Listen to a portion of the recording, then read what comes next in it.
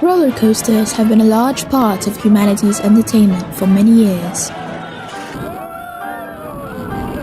But what is it that makes them tick?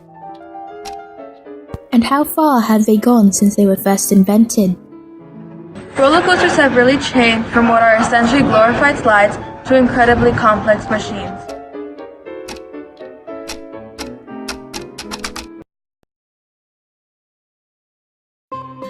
We start our journey in Russia, known for its many months of snow. It was the 15th century when the Russians created what is considered to be the world's first roller coasters. When the Russians created their first roller coasters, it was in the 1400s, so there wasn't really that much technology available to make them complex.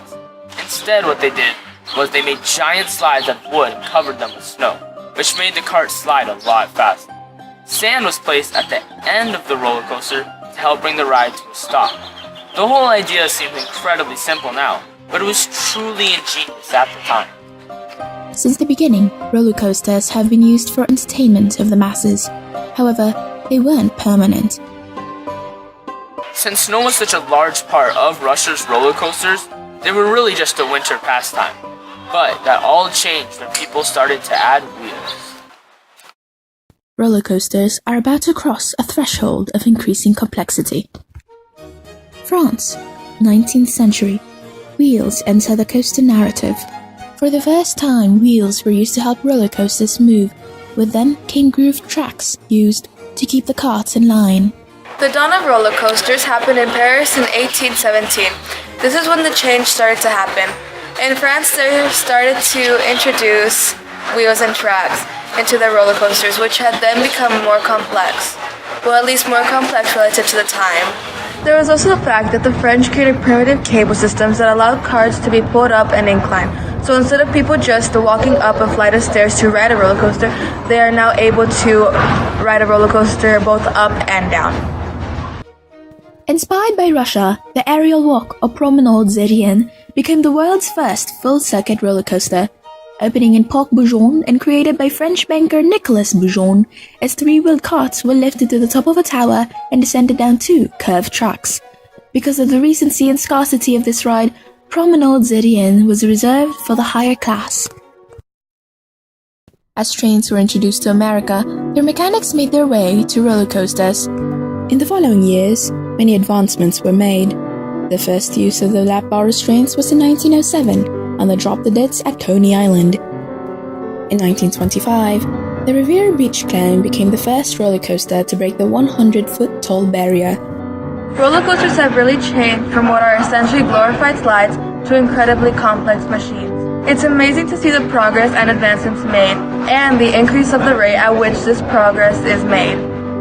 1961 gave birth to Six Flags, the future home to many innovative and groundbreaking roller coasters.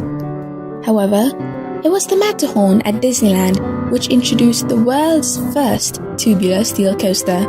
The Matterhorn also became the first to allow multiple trains to operate on the same track at once due to the use of individual brake zones. The amazing thing about Matterhorn is that despite its revolutionary design, it was designed under a year using only paper since computers weren't in the picture at all.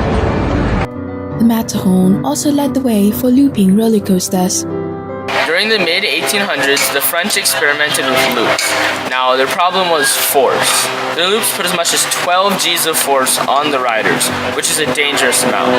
In comparison, the euthanasia coasters only has the riders experience 10 Gs of force, and that ride is designed to kill you.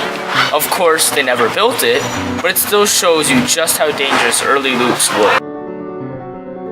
The first successful looping roller coaster was the Corkscrew at Knott's Berry Farm. Soon, others followed. Roller coasters are a great example of collective learning in action because there are different countries taking ideas from each other and exploring new techniques to create better and more advanced ways to have fun using the roller coaster. Today, there are countless variations of roller coasters. In true collective learning fashion, roller coasters became more and more complicated within decreasing time frames.